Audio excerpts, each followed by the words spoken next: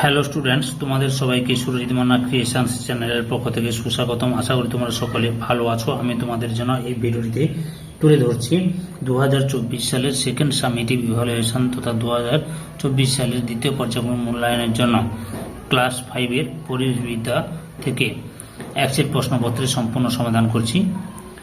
এই প্রশ্নপত্রের সেটটি তোমরা পেয়ে যাবে রায় ও মার্টিনের প্রশ্নবিচিত্রার 16 নম্বর সেট পুরুলিয়া জেলা স্কুলের যে প্রশ্নপত্রটি রয়েছে সেই প্রশ্নপত্রের সম্পূর্ণ সমাধান। তার আগে তোমাদের কাছে অনুরোধ, তোমরা ভিডিওটি না টেনে পুরোটা দেখো আর ভিডিওটিতে লাইক দাও। কেমন লাগলো কমেন্ট করে জানিও ভিডিওটি কেমন লাগলো তোমাদের কাছে, আর ভিডিওটিতে শেয়ার করো। একে দেখে শূন্যস্থান পূরণ করো। এখানে প্রতিটি প্রশ্নের মান কিন্তু হাফ। আচ্ছা, প্রথম প্রশ্ন 1.1 দেখে, যে মূলের সাহায্যে উদ্ভিদ বাতাস থেকে সরাসরি অক্সিজেন নেয় তাকে ড্যাশ বলে? তাকে বলে শ্বাসমূল। শ্বাসমূল। 1.2 দেখে, শিলাবতী ও দ্বারকেশ্বর নদীর মিলিত প্রবাহের নাম হলো ড্যাশ? রূপনারায়ণ।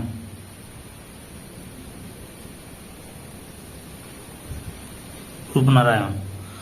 1.3 দেখে, জওহরলাল নেহেরুর জন্মদিনে ড্যাশ পালিত হয়? উত্তর হলো শিশু দিবস। শিশু দিবস। দিবস। 1.4 দেখে, পশ্চিমবঙ্গের সবচেয়ে উঁচু পর্বত শৃঙ্গ সান্দাকফু, এর উচ্চতা ড্যাশ? উত্তর 3630 মিটার। 1.5 দেখে, ড্যাশ সালে বক্সা দুর্গ ভারতের অন্তর্ভুক্ত হয়? উত্তর 1860 সালে। 1.6 দেখে, পশ্চিমবঙ্গের ড্যাশ জেলায় দুগ্ধ সংরক্ষণ কেন্দ্র আছে? উত্তর হুগলি। হুগলি। এরপরে 2 থেকে সঠিক উত্তরটি নির্বাচন করো। এখানে প্রতিটি প্রশ্নের মান কিন্তু হাফ। আচ্ছা, 2 থেকে 2.1 থেকে প্রথম প্রশ্ন 2.1 থেকে, আজাদ হিন্দ ফৌজ গঠন করেছিলেন সূর্য সেন, গান্ধীজি, নেতাজি? সঠিক উত্তরটি হল অপশন গতে নেতাজি। 2.2 থেকে, লেজে ভর দিয়ে খানিকটা লাফাতে পারে? রুই, চ্যাং, কাতলা মাছ? সঠিক উত্তরটি হল অপশন খ, চ্যাং মাছ। 2.3 থেকে, বারুইপুরের ক্যাকটাস অর্কিড পেয়ারা বিখ্যাত? সঠিক উত্তরটি হল অপশন গতে পেয়ারা বিখ্যাত। 2.4 থেকে, ধান কাটা ও ঝাড়ার আধুনিক যন্ত্রটি হল ট্রাক্টর, হারভেস্টার, পাওয়ার টিলার? সঠিক উত্তরটি হল অপশন খ, হারভেস্টার। 2.5 থেকে, ভারতের প্রথম শিক্ষামন্ত্রী ছিলেন জওহরলাল নেহেরু, মৌলানা আবুল কালাম আজাদ, সর্বপল্লী রাধাকৃষ্ণন? সঠিক উত্তরটি হল অপশন খতে মৌলানা আবুল কালাম আজাদ।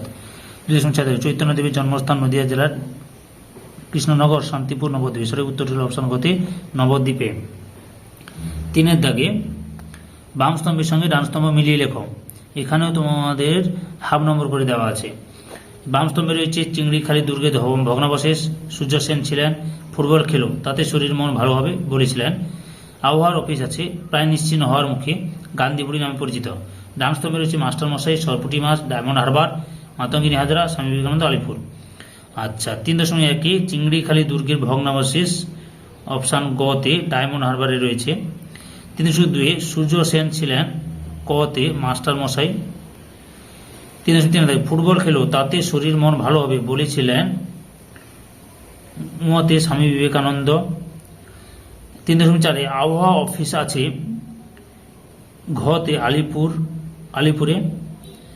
3.5 থেকে, প্রায় নিশ্চিহ্ন হওয়ার মুখে খতে সরপুটি মাছ। 3.6 থেকে, গান্ধীবুড়ি নামে পরিচিত ঘতে মাতঙ্গিনী হাজরা। এরপরে 4 দাগে লক্ষ্য করো, নিম্নলিখিত প্রশ্নগুলি একটি বাক্যে উত্তর দাও। রেশম কীট পালনের জন্য কোন গাছের চাষ জরুরি? উত্তরটি হল তুঁত গাছের চাষ। তুঁত।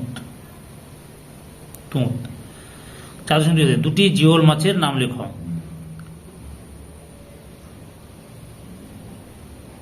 মাগুর, শিং মাছ।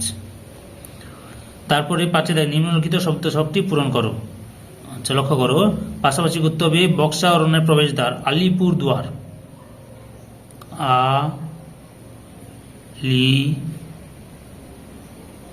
পুর দুয়ার। 2 নম্বর, পশ্চিমবঙ্গের ম্যানগ্রোভ অরণ্য অধ্যুষিত অঞ্চল সুন্দরবন। সুন্দরবন।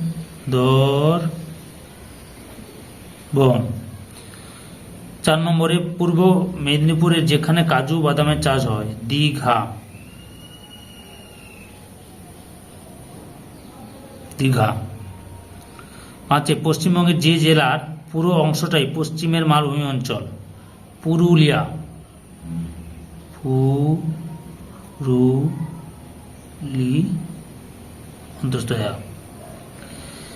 একে দেয় পশ্চিমবঙ্গের যেখানে জাতীয় পাঠাগার আছে, আলিপুর। পশ্চিমবঙ্গের যে জেলায় মাটির পুতুল ও সরপুটির জন্য বিখ্যাত, নদিয়া জেলা। বুঝতে পেরেছ? এরপর 6 দাগে নিচের প্রশ্নগুলি 2-3টি বাক্যে উত্তর দাও। 6.1 দাগে লুপ্তপ্রায় মাছ বাঁচানোর জন্য কি কি উপায় গ্রহণ করা যেতে পারে?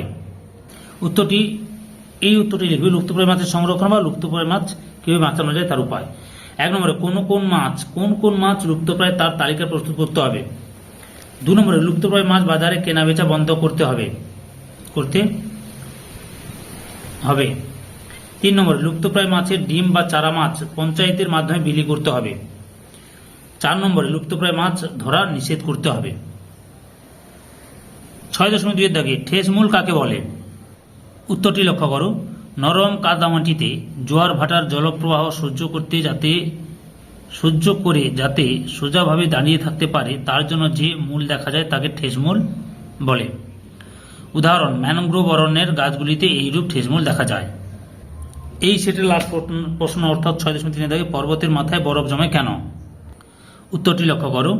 পুকুর, নদী, হ্রদ, সমুদ্র প্রভৃতি জলাশয়ের জল সূর্যের তাপে বাষ্প হয়ে প্রতিনিয়ত উপরে উঠে যাচ্ছে। উপরে ঠান্ডা বাতাসের সংস্পর্শে এসে এই বাষ্প জলকণায় পরিণত হয়, আর পর্বতের মাথায় ঠান্ডা আরও বেশি বলে সেখানে তুষারপাত হয়। এই তুষার জমে বরফ হয়ে যায়। সম্পূর্ণ ভিডিওটি দেখার জন্য তোমাদের সবাইকে অসংখ্য ধন্যবাদ।